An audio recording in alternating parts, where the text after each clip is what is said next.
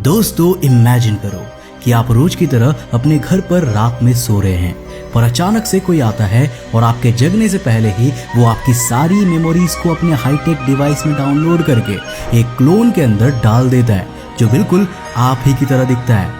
अब ये हो जाने के बाद वो आपको मार देता है, जिसके बाद वो आपकी रियल बॉडी को उस क्लोन से रिप्लेस कर देता है जिसके पास आपकी सारी मेमोरीज, पर्सनालिटीज एंड इमोशंस है, बस उन मेमोरीज को छोड़कर जो वो किलर नहीं चाहता था, जिसमें उसकी पहचान हो सकती है या फिर वो मेमोरी हो सकती है जिस वक्त आपको उसने मारा था। नाउ अब आप सुबह उठते हो, मेरा मतलब आपके क्लोन से है, और आपके क्लोन को सब कुछ यहाँ नॉर्मल लगता है। आपके फैमिली को भी कोई फर्क नहीं लगता क्योंकि आपकी personality, fast memories and behaviour सब कुछ पहले की तरह है। यहाँ तक कि आपकी फिल्म बॉडी भी बिल्कुल परफेक्ट है। अब सब कुछ इतना परफेक्ट है ना कि आपके क्लोन तक को भी नहीं पता कि वो सिर्फ आपकी एक कॉपी है। नाउ आई नो कि ये काफी स्कैरी बात है, पर देखो जब हम माइंड अपलोडिंग की बात करते हैं ना तो हम कुछ इसी तरह की टेक्नोलॉजी की बात करते हैं। यानी कि यहाँ पर आप हमेशा के लिए इंटरनेट पर कंप्यूटर वर्ल्ड में जिंदा नहीं रहने वाले, बल्कि यहाँ आपकी मेमोरी की एक डिजिटल कॉपी जो अपने आप को आपकी पास्ट मेमोरी और इमोशन के कारण रियल समझ रही है, वो इस कंप्यूटर वर्ल्ड में मौजूद होगी। पर क्या ऐसा वाकई में हो सकता है? क्या हम भी अपने दिमाग को कंप्यूटर के अंदर अपलोड करके हमेशा के लिए जीवित रह सकते हैं? आज के इस वीडियो में हम इसी के ऊपर बात करने वाले हैं। तो हेलो गाइस, मैं हूं कौशिक और चलिए शुरू करते हैं एक और नए एपिसोड को।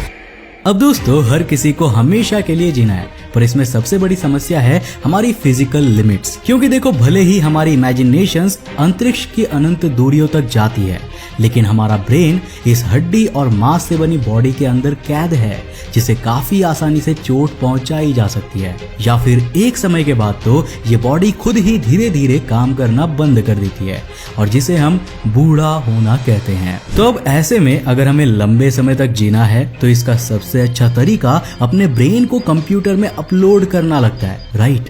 जहां हम अपने ब्रेन को कंप्यूटर प्रोग्राम के अंदर अपलोड करके ह्यूमन बॉडी की फिजिकल लिमिट्स से बियॉन्ड जा सकते हैं। अब जरा इमेजिन करिए कि अगर आप एक कंप्यूटर प्रोग्राम हो तो आप इंफॉर्मेशन की फॉर्म में इंटरनेट पर लाइट स्पीड से ट्रैवल कर सकते हैं, बिना रेडिएशन की चिंता करे अंतरिक्ष में फ्लोट कर सकते हैं, यहाँ तक कि मार्स, वीनस पर बिना एनवायरनमेंट एंड एटमॉस्फेयर की चिंता किए वहां रह सकते हैं, या फिर जुपिटर के क्लाउड्स में भी जाकर रह सकते हैं। ऑफ कोर्स इंफॉर्मेशन की फॉर्म में, बिल्कुल लाइट फोटोन्स की तरह। वेल, ये सुनने में एक्साइटिंग तो है, पर क्या इस तरह का फ्यूचर पॉसिबल है? अब इसे जानने के लिए हमें थोड़ा अपने ब्रेन की कॉम्प्लेक्सिटी को समझना होगा। तो सबसे पहले जानते हैं the science of how your brain works. तो देखो दोस्तों, इसमें कोई शक नहीं है कि इस समय हमारा दिमाग हम इंसानों के लिए इस नोन यूनिवर्स का सबसे कॉम्प्लेक्स बायोलॉजिकल स्ट्रक्चर है, जो खुद भी कई डिफरेंट स्ट्रक्चर से मिलकर बना होता है, जिसमें हर एक हिस्सा कुछ स्पेसिफिक फंक्शन परफॉर्म करता है। अब एग्जाम्पल के लिए, जैसे हिपोकैम्पस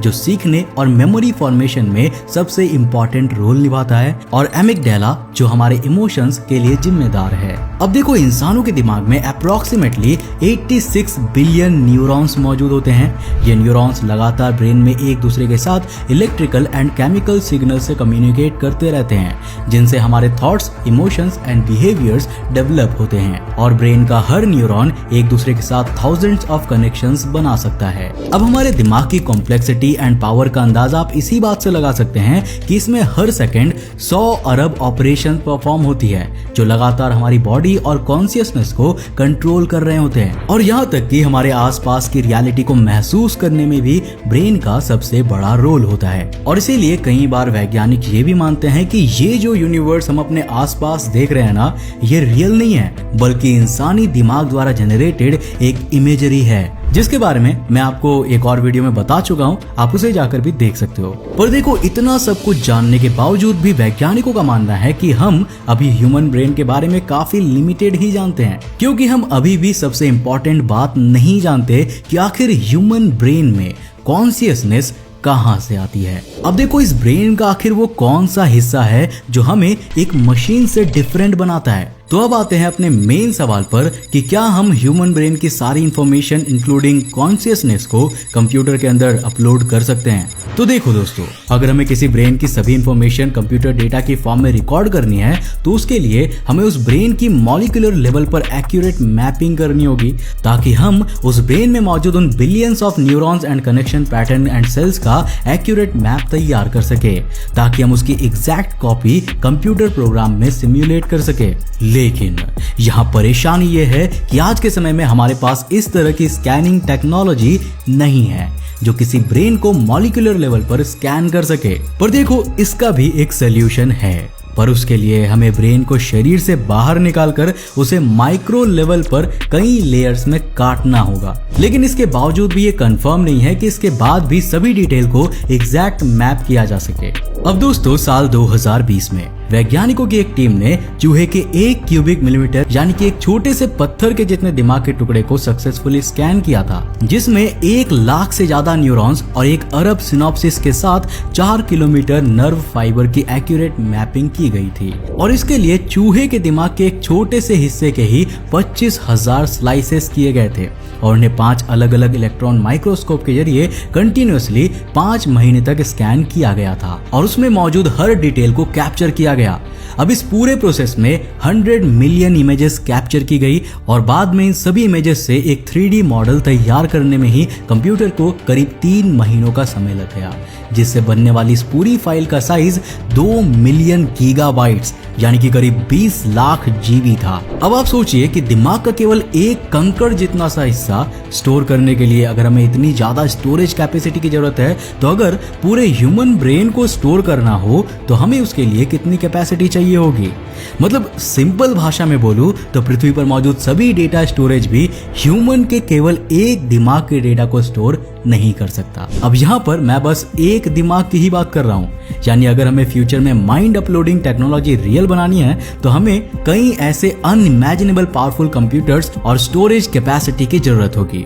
पर फिर भी चलिए मान लेते हैं कि हम फ्यूचर में ऐसे पावरफुल कंप्यूटर बनाने में कामयाब हो जाते हैं जो ह्यूमन ब्रेन्स के सिमुलेशन को रन कर सकते हैं। और देखो, डीएनए स्टोरेज टेक्नोलॉजी के जरिए हम अपनी स्टोरेज कैपेसिटी को भी अनइमेजिनेबल लेवल तक बढ़ा लेते हैं। तो क्या इसके बाद माइंड अपलोडिंग पॉसिबल है?